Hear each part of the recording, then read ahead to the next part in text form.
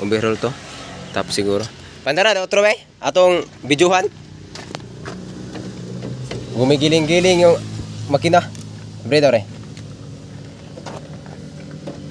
Hindi ni mabre. Pandara ra. Ato ang no. Buya ra pick up. Oh, sayo-sayo ning body oh. Ayan o. Ayan o. So na-testing na ito kanina. Ang isang piston walang pressure. So either basag yung balbula or may problema sa kanyang piston. Doon lang. Ayan o. So matagal na ito. Customer namin to dati. Matagal na ito dito bago bumalik ulit. So ito na yung problema niya. So iba yung pinalitan nito dati. Bumigay siguro yung balbula nito. Ayan. So unang gawin nito, itap muna. Makitang mayroong problema. Oh, check. Tres ra? 3 PSI ra. Sa dos nga piston. 1 o 3 125. Siguro ko ane tipak ang isa ka balbula ane. Netip. Unsa ito itrabaho to ni Agi ane? Paripes na ni. Paripes pero wala ilisag balbula ba? Ayong gilisag balbula. Agilisan? Basing nibigay goro. Nibigay kay boss. Basi was-was kay isang patagan ane. Dili mo kuno nila usado. Kuno nagkagayam ay. Lagi usay nana. Basing. Sabi na replacement. Palit naman. So yan. Yan yung kahimta niya mga boss. May trangkaso yung sasakyan. Ganito yung andar niya. Okay naman lahat yung kanya igniter. So sinubukan, tinisting yung PSI ng kanyang piston. So yung number 2, 3 lang yung PSI. So siguro nabasag yung balbula nito. May tipak. Yan.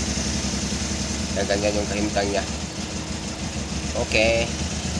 Hindi kaya yung piston, pero malabo yung piston na ganito yung andar, katalasan balbula.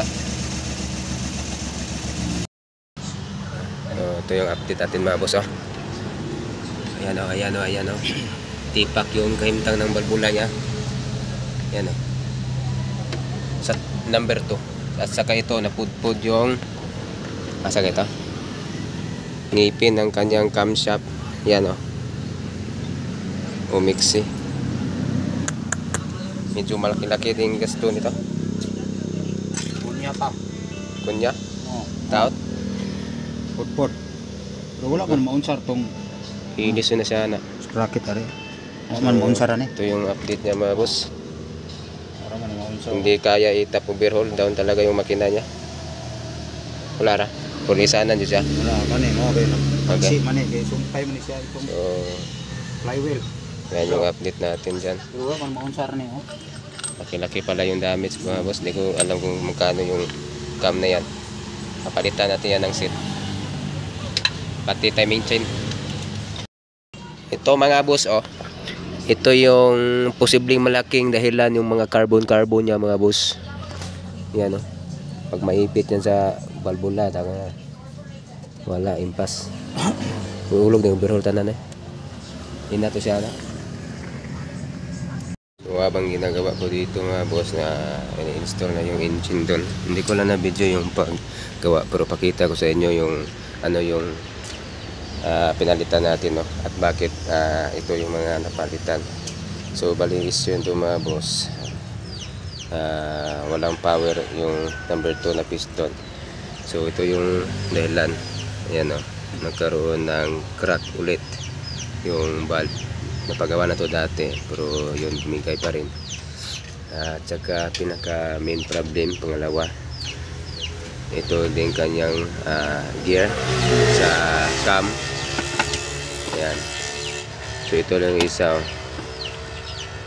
kita nyo dyan, put tapos tumagilid na yung mga ngipin niya. At itong meron yung timing gear dito sa crankshaft, yun din tumagilid yung ngipin. So pwede naman sana yun lang yung palitan, valve, at saka ito kung merong mahanap kasama na yung timing chain. So plus pa rin. Kaso meron sa brand new na kasama na yung timing chain at saka tensioner. Yung timing gear dito sa crankshaft, kaso nasa 7.5k. Wala pa itong cam gear, no. Ito kanyang cam, dalawa. Ngayon gusto nang maaris siya yung bumili. Gusto siguro niya na siya na yung mismo bumili para makadiskwento sa kanya na, pati na yung mga materials mapapalitan, mga gaskets. So yun nga, paghanap niya, wala siya makita, ito lang cam. So ang binibinta assembly, kasama na yung head, kaya pinalitan buong head. Itong head niya okay pa to, problema lang talaga ito, valve at saka cam. So yung crankshaft naman, okay pa naman tong crankshaft niya, ito maganda pa, standard pa. So problema ngayon, hindi siya makahanap ng cam gear, timing gear pala dito sa crankshaft, kaya wala siyang choice kundi bumili ng assembly din na crankshaft. Meron siya ng timing gear dito, yun nga kasama sa 7.5 na brand new, wala pa tong kanyang cam gear.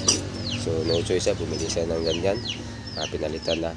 So bakit to napalitan sama tong crankshaft? Kasi nga walang nagbibinta ng surplus dito na yung timing gear lang niya sa crankshaft. Asa nag-decide din ako na pabuksan yung piston o baklasin yung piston. So yun nga, palit tayo ng piston ring, kasi yung kanyang piston ring ito na naputol-putol na yung piston ring. Hindi ito naputol sa pag remove, kundi naputol yan dahil dumikit na yan sa kanyang mismong piston sa sobrang tagal na hindi na nabuksan. Siguro hinalagay ito mula Japan pa to, kanyang makina, hindi nabuksan, or nabuksan ito isang beses lang. So madaming carbon, dumikit na yung piston ring sa kanyang piston grooves. So yun lang. So mamaya video natin ulit kung umandar na. So basta yun lang yung pinalitan. Sa presyo naman, palit pala tayo, kasama na tong kanyang thrust washer, mga bearing sa crankshaft, main at sa connecting rod. Ayan, mga oil seals. So ang mga nagastos nito, alam ko na nasa 30k talaga yan sa amin dito, kasama na yung labor, nasa around 30k. So andun na yung makina, in-install na. Isang tao lang yung gumawa nito sa pag remove at saka pag-simple, kasi ako meron ang ginagawa iba dyan, nagpipintura ako, gumagawa din naman ako ng makina, pero yun nga lang, hati-hati lang sa gawa. Itong crankshaft okay pa to. Ayan, buo na. Okay. First crank, hapit na. Gasolina ito Yeah.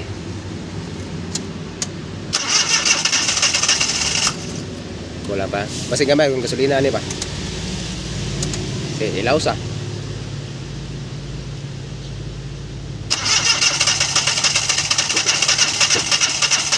Gasolina ni. Ay, hindi ba? Empty galing ni. Ay. Sige daw. Hindi. Yeah. Nay mo pugset.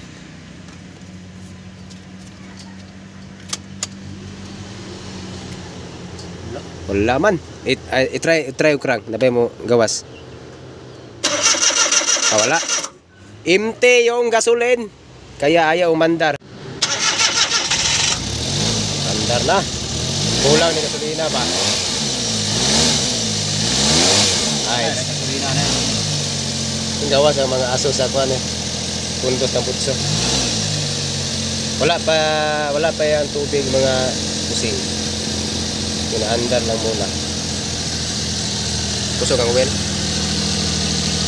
Ngayon kapitek.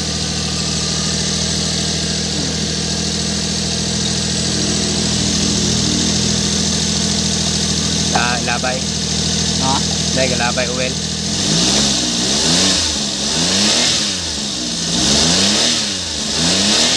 Saan? Sudah lang sa.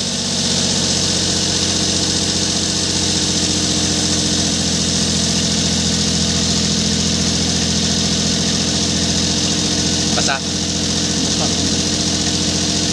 Tas light. Ayan, andar na. So ayun oil tumatalsik. Ayan Daw ka lang kapula Pula de kulor ato? Pula ka na. Kaya dito ba? I-adjust 11.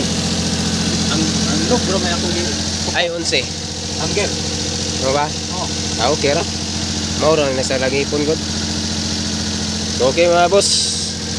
Pino yung andar. Natural lang yung unang andar natin. Mayroong usok dyan lumalabas kasi yung mga stock yan. Pero tingnan nyo pag normal na yung andar nya. Ito moist na lang to. Yan Hindi naman maamoy. Moist lang talaga siya. Pero normal lang yung mayroong lumalabas na medyo itim dyan. Kasi stock yan sa tambutso nya. Okay kay andar ay. Walay baho. Moist ba?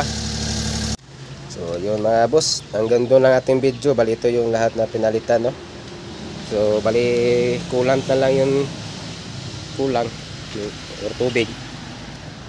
Hindi kasi binilhan to ng coolant ng may-ari, kaya tubig na lang yung ilagay muna natin pansamantala. So hanggang dito lang ating video. Salamat sa panonood.